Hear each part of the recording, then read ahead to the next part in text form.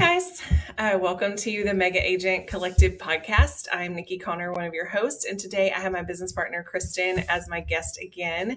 And today we're going to be talking about broker breakups. And this might be a little bit of a controversial topic. We might have some brokers mad at us by the end of this conversation, but we think it's really important because who you work with makes such a difference in your business. So, Christen, say hi to everybody. Hi. All right. So how does somebody know when it's time to break up with their broker? So I think that's a pretty good question. I think there's some things to ask yourself because there can be some emotions involved in it, like a sense of loyalty or just fear of, I know this, but I don't know what else is out there. And so I think some of the questions to ask yourself are, how are you just feeling in general? Like when you are, trying to do your job or going into the office. So do you feel supported by your brokerage and your coworker, or, co-agents there in the office with you? Do you look forward to going to the office? How do you feel when you need to talk to your broker? Do you trust your broker? Do you trust the other agents in your office to have your back? Are you worried they're going to poach your clients? Is your business flowing? Do you feel like you have a general flow of business that's going good, or do you feel like there's some sort of blockage or something stuck in the way? Yeah, those are great questions. I've been in brokerages that I would have to answer no to a lot of those questions, which is sad. And then I've been in one that I could wholeheartedly say yes to all of those questions. So I think a common misconception among agents and even some brokers is that the broker is your boss.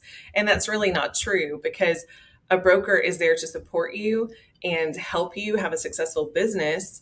And in reality, we're independent contractors, but I think that a lot of people don't understand what an independent contractor is. Yeah. And I think the reason why is because a lot of us come out of the place of being an employee. Mm-hmm. And so, most people in society are an employee. So they don't really understand that concept. So we actually looked up the definition of an independent contractor. I'm going to read that to you. It's a self-employed worker who usually works under some type of contract or agreement. Independent contractors are contracted to perform work for or provide services to another entity as a non-employee. Yeah. So your broker should make you feel comfortable and supported. There's going to be a lot of situations in which you feel the need to, you're going to need their advice, especially when you're a new agent. You're going to have lots of questions. Yeah. I know that when I was a new agent, I had a question about everything, like every single thing. And then ask a question over and over again because I wanted to make sure. And you really need to feel comfortable. You should not have a nervous pit in your stomach or feel anxious or get sweaty palms when you have to go and speak to your broker. You should feel like it's okay to ask them the same question over and over again. And there is no dumb question. Just like with our clients, we want them to ask us questions. When they say, oh, this may be a dumb question, we are going to say, no, ask us. It's fine. We should feel the same way with our brokers. We should feel safe to go and talk to them. Absolutely. And there are times that even now, after I've been in this business for a long time, I've worked on a ton of files. I'll still second guess myself because what we're doing is important. We are helping someone with the biggest transaction that they will make in a lot of cases. And we want to make sure we do things right. And sometimes we second guess ourselves. And, I'll even call Christen and say, okay, walk me through this. And then what she tells me, I already knew, but I just needed that reassurance. And the same thing with, I'll even call lenders sometime or title companies. And I'm like, hey, I think this is the way it's done, but can you walk me through that? And they're always like, yeah. And one of them that I was talking to the other day, she was like, you always know the answer. And I'm like, yeah, but I just want that reassurance. And as an agent, especially a newer agent, you need that reassurance. And that really made me think of a time that I made a rookie mistake. And I was not a rookie. And I called my broker so upset. I could not believe I had made this mistake. It was going to be very costly to me. And I called him, crying, so upset. He immediately calmed me down, let me know that it was okay, that I wasn't the first person to make this mistake, that everyone makes mistakes, that he had even made that mistake as a broker. And he helped me figure out a solution. And not only did he work me through it, he went above and beyond to work me through it. And I already had a lot of respect for him, but that situation and the way that he dealt with it was just gave me even more respect. And then that helped me to be able to go to him anytime I had a question or needed something and know that I could talk to him. And to this day, even though I'm not at his brokerage, I still have a good relationship. If I have a question, I can call and know that he is going to treat me the same as when I was there. And really, that's the way it should be. Yeah, because, going back just a little bit to what she was saying about, having to get advice or want to talk something out, even though you've been in the business for a while. I know that sometimes the whole thing can be a little emotional, and you're got maybe an emotional client or situation, and you might have the answer or you might know the answer, but because you're so like in the thick of it, you can't really you're like, okay, I feel like I should know this, but I don't. So it's great to have someone, even if they're not in your brokerage, just because you have a relationship with them outside, to be able to be like, wait, what's the answer to this question? And as soon as they say it, oh, that's right. But you can't think of it because you're so Right. in the thick of it. Yeah. Because, just because you leave a brokerage, it doesn't mean you can't stay friends with the agents there. I mean, we're not in gangs. You would think we are sometimes, but we're not. So, I just wanted to give a little bit of an example, my own personal, and Nicki shared a little bit of hers, about choosing a brokerage from the beginning. When I first got into real estate, I'm always I want to find the easiest route to get somewhere. Let me save myself all the trouble. What is the easiest way? And let me just do that. And so all the advice I was getting was, you need to do multiple interviews with different brokers. You need to go in the offices. You need to meet the people. You need to find a place that fits your vibe. You need to feel comfortable. You need to feel like it's right for you. Mm-hmm. I decided that I was not going to listen to any of that advice. And I just picked one that I liked. I guess, their business model. Mm-hmm. And that's what I chose. And I didn't do any other research at all. I just did that. I was like, I'm going to save myself the trouble. I'm just going to choose this. And that's what I'm going to do.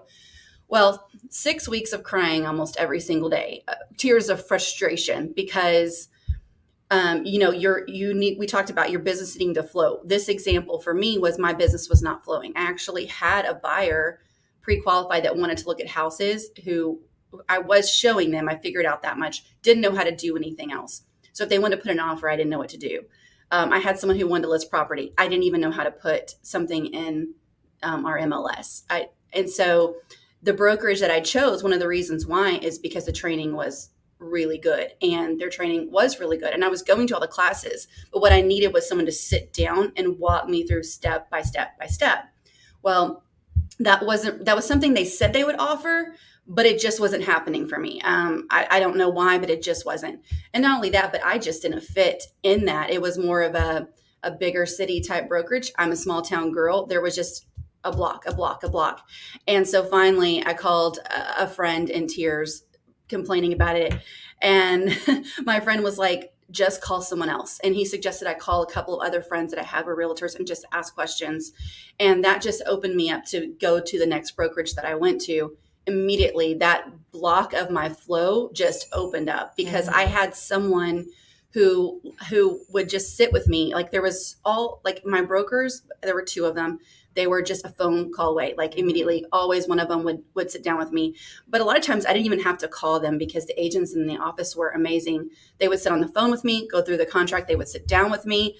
I think the first contract I ever wrote, I sat in the living room of one of the other agents in our office while we ate snacks and kicked back on her couch while we typed up the offer. And, she just made me feel like, I'm here for you. And everyone in the office was like that. They helped me so much. And that actually catapulted my business. It just went great after that because I had help, I had support, and I was in an environment that felt like me. I fit with everyone there. Yeah. Yeah, that's so important. The relationships that we build inside of our brokerage matters too. And it's always nice to hear other people's experiences too, because that can help you a little bit. So I think also that sometimes agents forget when they are dealing with other agents, we were talking about how we can be friends, but the way that I look at other agents is that we're coworkers. I don't look at anyone as my competition. In my opinion, we have enough business to go around. I know that the business is changing and some people may not feel that way. But I firmly believe that the business that is supposed to be mine will be, and I don't need to do anything underhanded or, try to compete with other people. I need to do what I'm supposed to do. And so in that vein, I try to have great relationships with people outside of our brokerage. We frequently have lunch with other people that aren't in our brokerage, or we call them and ask for advice, or if we're on another side of a deal, we can call them. And I don't think everyone sees it that way, but they need to understand that, like, if I'm the listing agent and I have two contracts in front of me and they're exactly the same, and one is an agent who I know will work to get the deal done, and one is an agent that makes it difficult the whole way through, I'm going to let my client know that. I'm always going to do what's best for my client, and I'll work with that difficult agent if I need to.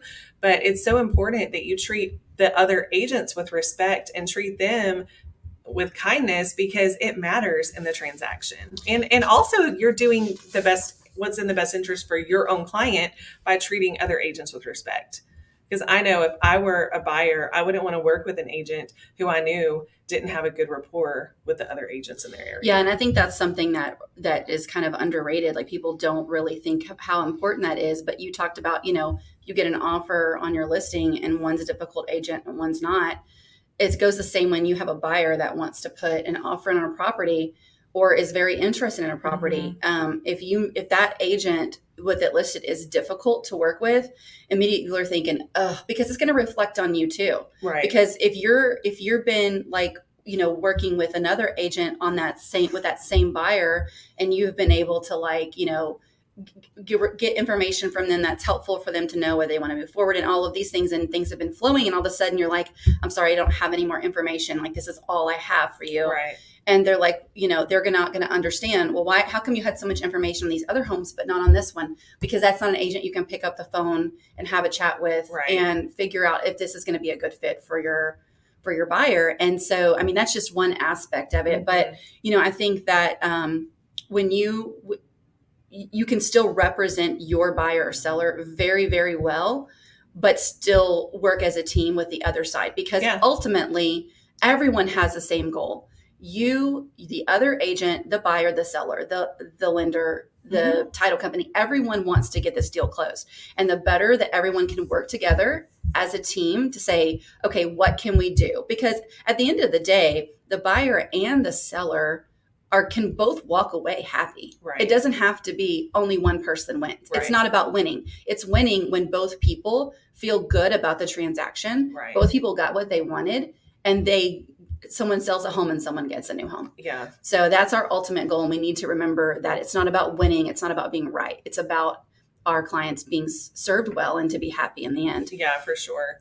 And this industry is already so fueled by emotion. I mean, when someone's selling their home, especially if it's in a difficult season of life, I mean, one of the jokes, I guess, is that we keep in business by divorce and death and marriage, because when those three things happen, there's usually a buy or sell of a home. But those are all very emotional times in a person's life, and they need an agent who is going to be calm and who can walk them through it. And if you are in a brokerage or around other agents who are always high strung and always getting upset about everything, it's going to make it very difficult for you to remain calm. You are going to begin acting that way as well. And so I know for me, the people that I surround myself with, the people that I work with, the people that work for me, I want to have a calm and warm environment. And having people like that around me helps me to be calm. And then if I do get upset about something, or if one of my coworkers or agents gets upset, then we're able to calm each other down rather than fueling that fire. And so it's just really important who you surround yourself with. And like you had said earlier, can you trust the other agents in your office? Can you elaborate a little bit on that? Yeah. I mean, let's say you went out of town or something, and, you're not on a team, so you don't have someone to chauffeur you. You want to be able to, know that you could have another agent in the office that you could call up and said, hey, can I show for you? You might have an arrangement where it's like, I'll show for you when you're out of town, you show for me, or, you pay them like a showing agent fee, whatever, is agreed upon or legal in your state. Right. You want to know that your client is safe with them, that they're not going to be trying to poach them behind your back. And also too, I lost my train of thought. I was going to say something. Safe. I was going to talk about like if say one of your people that you've been working with, maybe you've just barely gotten started with them and you haven't established a really good foundation, and say they call into your office, trying to get a hold of you or something like that. You want to make sure that in your office they like, hold on, is this somebody's client? Yeah. And next thing you know, you haven't just lost them to someone else who just swooped in and took them, because once again, it goes back to there's enough business to go around. Right. We all need to support each other. So yeah. And that also goes back to what I was saying about the trusting the people you're around makes you have a better business, because when you're around people who are happy and positive and encouraging, then you're going to be that way too. And, it's not just important for your business, but it's also important for your own mental health. Mental health is so important, which, we've been talking about that the past 2 months. And if you don't feel encouraged and supported and valued in the brokerage thing you're in, then it might be time for a broker breakup, because again, this business is too stressful as it is without having your work environment be stressful as well. Yeah. And to go back a little bit to emotions, you mentioned in the beginning that this is like the biggest maybe the biggest purchase or sell of a person's life, because, home prices only get higher. People, as they, buy and sell, their equity goes up, right. The price point goes up. And so buyers and sellers, most of them do get very emotional at some point, because it's stressful and things come up. And I don't think there's any such thing as like a perfectly smooth transaction. Right. I've seen very few of them. Every time I think, oh, this one's gone so easy, we get to the last minute and something comes up. And so I think, once again, like we talked about, being a place where you can kind of take your emotion out of it. I had one of my early brokers give me some really great advice about keeping emotion out of it. And at first, when he told me that, I didn't understand what he was talking about, because I didn't think I was being emotional, but I was. I think that was the deal where I ended up yelling at an elderly gentleman. But anyway, he loved her by the end of the transaction.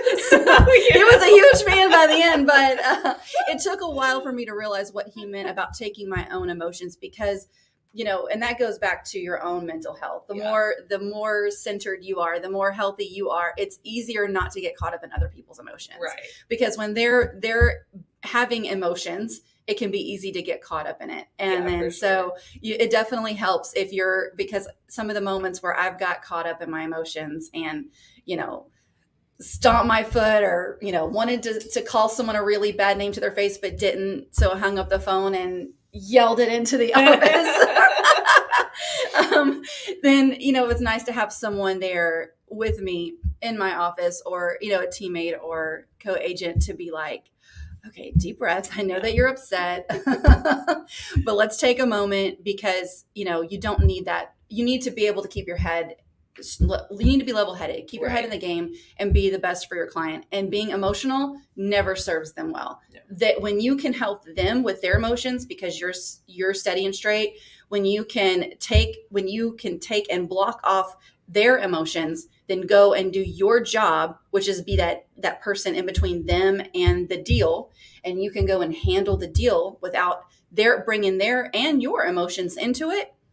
You can actually eliminate so many problems. For sure. Because problems get created out of the emotion. Yeah. Yeah. There was a situation I had early on. Well, it wasn't that early, but anyways, a few years ago. And, the agent and I are texting. And at that time, option money had to be delivered to the seller or the listing agent. And now it's delivered to title. But at the time, the title company didn't want it. And so I just messaged her and said, hey, have your buyer drop the money at my office. And she immediately got an attitude and was like, oh, it's going to be great working with you. And I was like, whoa, hold on a minute. So rather than go back to her in text, I called and I was like, hey, I feel like there's been a misunderstanding. Let's talk this out. This is why I said that. And she was like, oh, okay. Well, and then we worked out a solution that worked for her client and mine. And then we had a smooth deal, and we've worked together a few times since then and always had smooth transactions. But the way that you respond to someone is going to set the tone for the whole transaction going forward. And again, if you're not in an office where you are that's being modeled for you, or you're being encouraged to do that, then it's just going to be easy to snap back if that's what you're seeing from your broker or your other agents in your office. Exactly. Yeah. So anyway, anything else that you think we need to talk about regarding broker breakups? I would just say that, it can, once again, like I said in the beginning, it can be a very emotional decision. There's a lot of feelings that go into it. I've never left a brokerage and it be easy. Well, the first one was because I was only there 6 weeks and I cried every day. So I was kind of like, bye. Yeah. Not their fault. It was just not a good fit for me. Right. The other times that I've left, it was a really tough decision. Mm-hmm. One that I had to approach with a lot of prayer and really just weighing out and do what I felt was best. But, once I decided to make the decision and I just did it, immediately I began to see the reasons why. That, whether you're unhappy or you just feel like you've outgrown it, or you feel that you're getting this sense that I really need to go somewhere else, and you may not even understand why. Once you walk in that flow and you just do it, everything kind of opens up and you understand, mm-hmm. Oh, this is why I needed to leave. Because there are things that you can't see that may be hindering you. But then once you take that step, all of a sudden things become more clear. Yeah. And that's with every area in our life. Right. Every area where we feel like we need to make a move and we are hesitant to, once we actually do, it opens up everything for us. Yeah. And we're able to see everything so much clearer. And so I think that's just important to know that even though it's scary, the unknown is scary, you don't know why. If you're feeling like you need to do it, just do it. I mean, mm-hmm. we can think, all these bad things are going to happen, but they're really not, because, as long as you leave your brokerage on good terms, then they're going to take you back if you're unhappy. Right. I mean, they're not going to say no. I mean, heck, they might even take you back even if you did leave on bad terms. It just depends. For sure. Yeah, I had the same experience. The first brokerage I left, I was sick about it for weeks. I didn't want to do it. And I actually had a conversation with Kristen and a couple of other, really good friends of mine. But one of the things that Kristen told me as I was telling her why I felt like I should stay, every reason was about my broker and what I needed to do for them. It wasn't about me. And she goes, every reason that you're giving me has nothing to do with you. Your broker will find someone else to replace you. You have to do what's best for you and your family. And because I am a loyal person and I never want to leave anyone in a lurch. And so that was very difficult for me. And I really didn't know how it was going to be received. But when I actually took that step and did it, it wasn't what I thought it was going to be at all.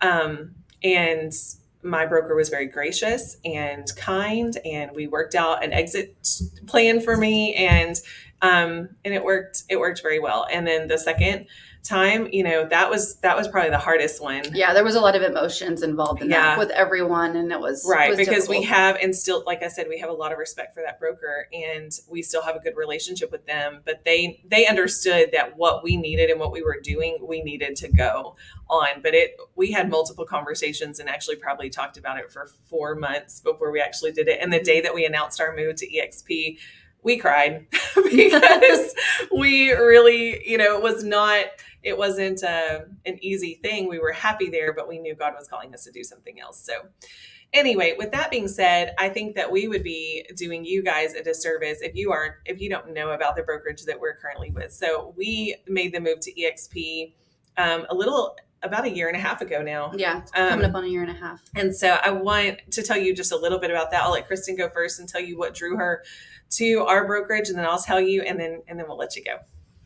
So the thing that drew us to EXP in the beginning, Nicki and I both are ones that we never want to stop learning. We're always looking for more trainings, always wanting to know more, always asking questions.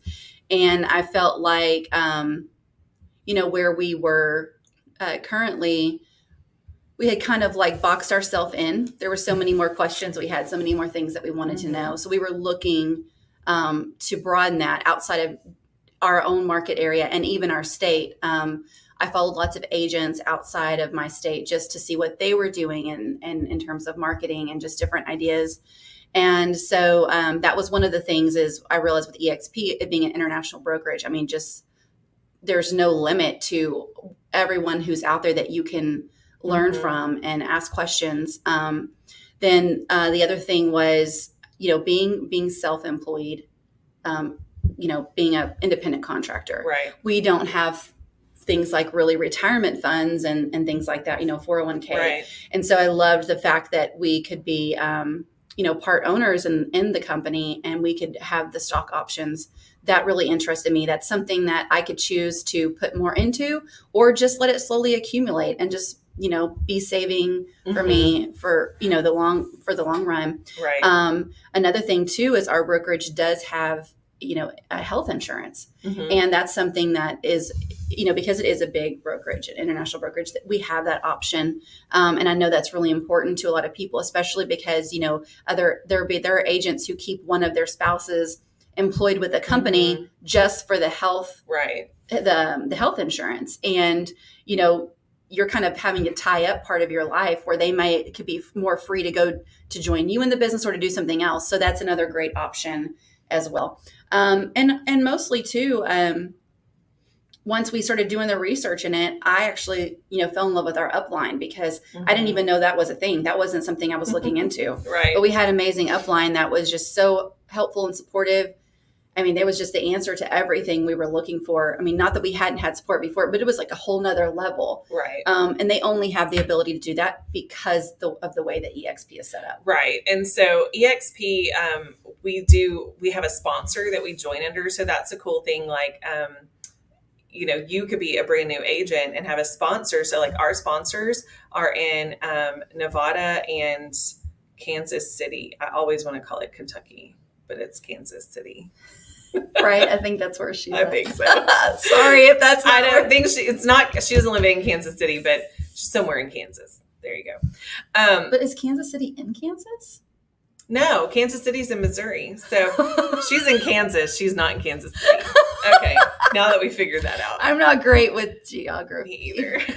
My husband knows all the shapes of every state in the capital. And I'm like, I don't know that state up there. Independence. I mean, we live in Texas. So. Independence. Stephanie, thank you. Anyway, I was right about that. She's in Kansas. So anyway, we have